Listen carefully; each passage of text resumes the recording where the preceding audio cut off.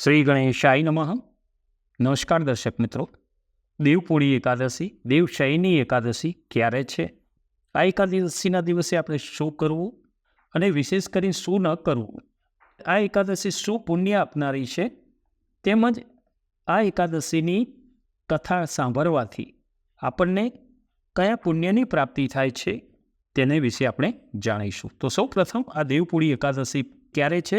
તો તારીખ 16/7 મંગળવાર, 16/7/2024 મંગળવારે રાત્રે 8:33 આ દેવપૂળી એકાદશીનો પ્રારંભ થાય છે અને તારીખ 17/7/2024 બુધવારે રાત્રે 9:02 સુધી આ દેવપૂળી એકાદશી છે. તો આપણે સૂર્યોદય ભોગવતી આ છે તિથિ એ 17/7/2024 બુધવારની છે. તો આપણે આ વ્રત આપણે 17/7 બુધવારે આ વ્રત કરવાનું રહેશે. બીજું, આ દિવસથી ચાતુર્માસ પ્રારંભ થશે. ચાતુર્માસ એટલે 4 મહિના, 4 મહિના સુધી એટલે 12/11 પ્રબોધિની એકાદશી, 12/11/2024 કારતક સુદ એકાદશી, એ પ્રબોધિની એકાદશીના દિવસે દેવ જે પોડેલા છે એ જાગશે. આપણા સનાતન ધર્મ મુજબ 4 મહિના સુધી દેવ પોડી જાય છે. તો આને પદ્મા એકાદશી પણ કહે છે. પદ્મા એકાદશી એ જ આ દેવપૂળી એકાદશી, દેવશયની એકાદશી. આ દિવસે દેવ પોડેલા હોય અને 4 મહિના સુધી પોડેલા રહે, જેને આપણે આ 4 માસને ચાતુર્માસ પણ કહીએ છીએ. એનો પણ આપણે એક વિડીયો અલગથી તમારી જાણકારી માટે બનાવીશું. ચાતુર્માસ કઈ રીતે હોય છે અને ક્યારથી પ્રારંભ ક્યાં સુધી રહેશે અને એ વખતે શું કરવું એની પણ વિશેષ માહિતી આપણે આગલા વિડીયોમાં કહીશું.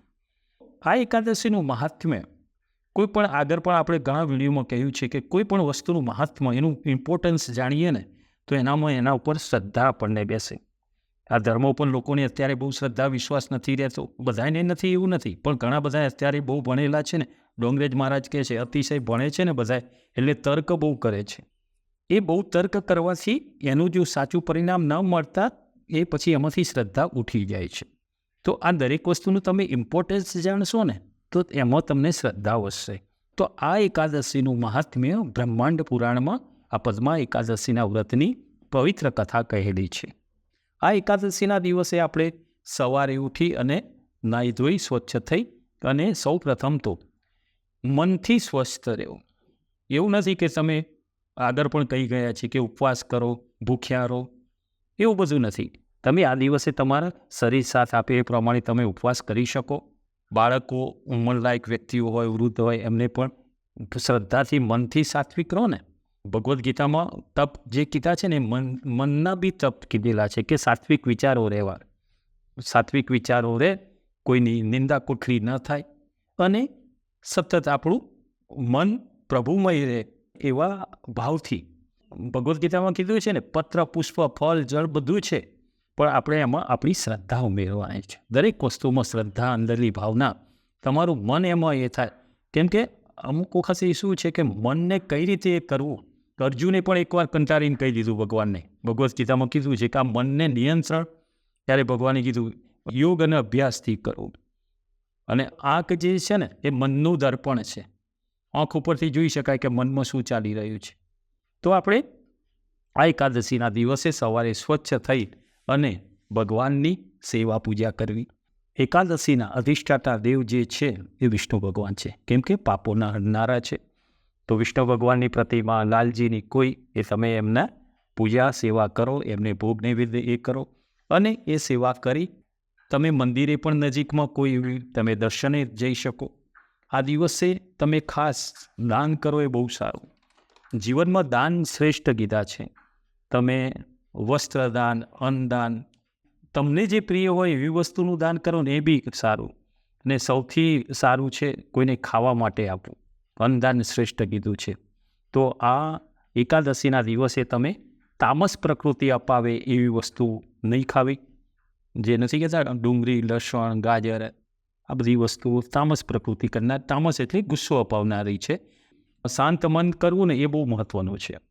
તો શાંત મનથી તમે આ એકાદશી કરી શકો અને આ દાન પણ તમે આપી શકો, મંદિરે દર્શન પણ કરી શકો અને આવા તામસ પ્રકૃતિ વધારે એવા કોઈ આપણે પદાર્થ ખાવા નહીં. બીજું, કોઈ બી વસ્તુમાં ભાવ ચલિત થાય કે આજે તમે આ કેમ બનાવ્યું, મને આ ભાવતું હતું, આજ એકાદશી હતી તો કાલે આપણે કર્યું હતું, આટલો પણ મનથી ચલિત થઈએ તો એ એકાદશીનું મહત્ત્વ નથી રહેતું. તો આપણે મનથી મક્કમ રહી અને કોઈ પણ વસ્તુ હોય આપણને એના પર મન ચલિત ના થાય, સતત આપણે ભગવાન પ્રત્યેની ભાવના રહે, ભક્તિ, શ્રી કૃષ્ણ શરણમ, જય સ્વામિનારાયણ, જે આપણે સંપ્રદાય મુજબ વિષ્ણુ ભગવાનનું 1000 નામ છે, એમાંથી જે નામ તમે હોય, વિષ્ણવે નમો, ઓમ નમો ભગવતી વાસુદેવાય, કોઈ બી તમે મંત્ર જાપ સતત ચાલુ રાખો આ વખતે, એકાદશી વખતે, તો મન એવું છે કે તમે જેટલું જપ કરશો ને તો બીજામાં એ ડાયવર્ટ નહીં થાય. તો બને ત્યાં સુધી કોઈ પણ ભગવાનની સેવા કરો અથવા સાત્વિક મન કેળવવું હોય તો તમારે સતત મનથી જપ કરતું રહેવું એ આવશ્યક રહેશે. તો આપણે હવે જોઈએ કે આ એકાદશીની કથા શું છે કે જે સાંભળવાથી સર્વ પાપોથી, સગળા પાપોથી આપણને મુક્તિ અપાવે. શ્રી કૃષ્ણ પરમાત્મા રાજા યુધિષ્ઠિરને કહે છે કે હે રાજન, આ પદ્મા એકાદશી, આ દેવપોળી એકાદશીની કથાનો મહિમા બ્રહ્માજીએ નારદજીને કહ્યો છે. સઘળા પાપોને હરનારી આ પદ્મા એકાદશીનું વ્રત દરેકે શક્ય ત્યાં સુધી દરેકે અવશ્ય કરવું જોઈએ. આમાં કથા એવી છે કે માધાતા રાજા રાજ કરતા હતા. તે ખૂબ પ્રતાપી અને ન્યાયપ્રિય હતા. તેમના રાજ્યમાં પ્રજા ખૂબ જ સુખેથી રહેતી હતી. એક વખત એવું બન્યું કે એમના રાજ્યમાં 3 વર્ષ સુધી વરસાદ ન થયો. 3 વર્ષ સુધી વરસાદ ન થાય એટલે અન્નના સોંસા પડે, રાજ્યમાં દુષ્કાળ પડ્યો. 3 વર્ષ સુધી વરસાદ ના આવે એટલે પ્રજા ત્રાહિમામ થઈ ગઈ. દરેક વ્યક્તિ દુઃખિત થઈ ગયા, પ્રજા દુઃખિત થઈ ગઈ.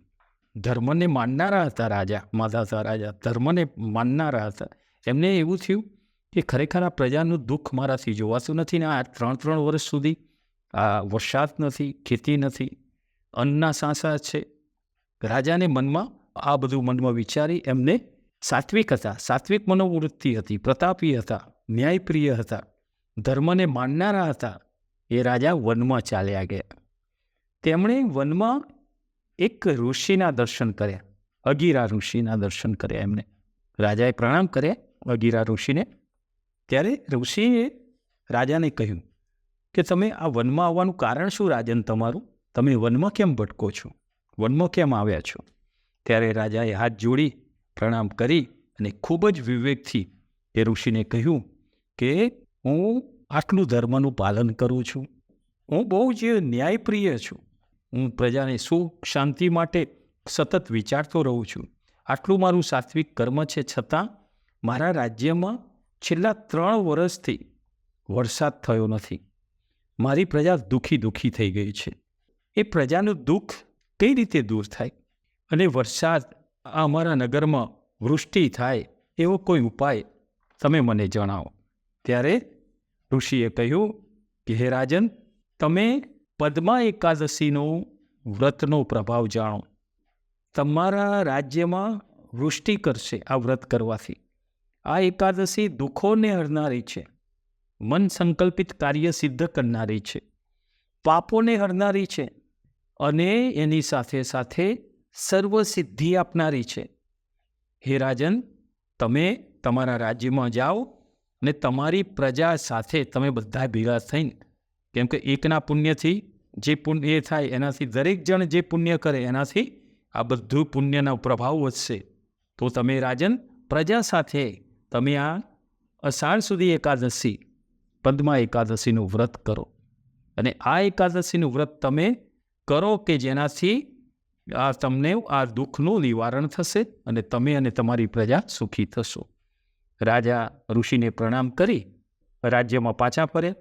ઋષિને પ્રણામ કરી વનમાંથી પાછા રાજ્યમાં આવ્યા અને જ્યારે અષાઢ સુધી એકાદશી આવી ત્યારે પ્રજા સાથે આ રાજાએ એકાદશીનો ભાવ સહિત એ વ્રત કર્યું અને પ્રજાના અને રાજાના એ વ્રતના પ્રભાવથી એ દેશમાં વૃષ્ટિ થઈ અને ભગવાનની કૃપાથી ધાન્ય ઉપજ્યા અને બધે જય જયકાર થયો. આમ આ પદ્મા એકાદશીનું વ્રત એ મનવાંછિત ફળ આપનારું છે, સઘળા પાપોને દૂર કરનારું છે. અને આ કથા કહે અથવા સાંભળે એને ભોગ અને મોક્ષ મળે છે અને સઘળા પાપો નાશ થાય છે. આ પદ્મા એકાદશીનું આ વ્રત એ દરેકે અવશ્ય કરવું જોઈએ. નમો નારાયણ.